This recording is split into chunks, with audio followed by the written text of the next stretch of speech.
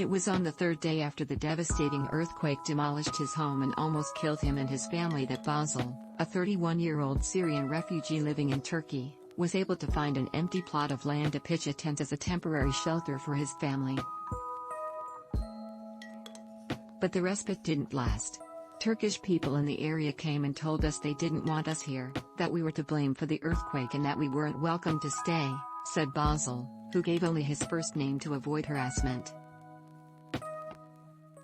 They started breaking up the tent, shouting at us until we left. He and his family were the victims of a growing wave of resentment against the more than 3.6 million Syrians who have fled their homeland during its outgoing, 12-year-old civil war and settled across the border in Turkey, which hosts more Syrian refugees than any other country. More than 1.6 million of them live in areas hit hard by the magnitude 7.8 earthquake that shook southern Turkey and northern Syria last week. As the death toll climbs past 37,000 and millions face homelessness in what the World Health Organization calls the region's worst natural disaster in a century, anti-refugee sentiment in Turkey has spiked, driven by politicians hoping to capitalize on public hostility before general elections.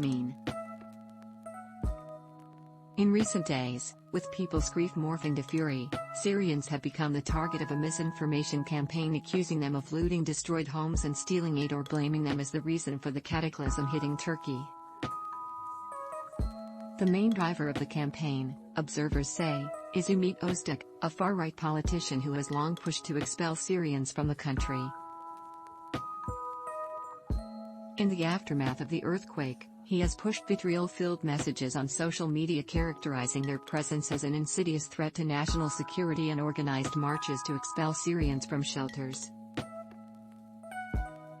Meanwhile, anti-refugee slogans such as "Syrians are no longer welcome" are proliferating on billboards, in conversations and on television talk shows and social media. The result is escalating harassment against refugees across the country.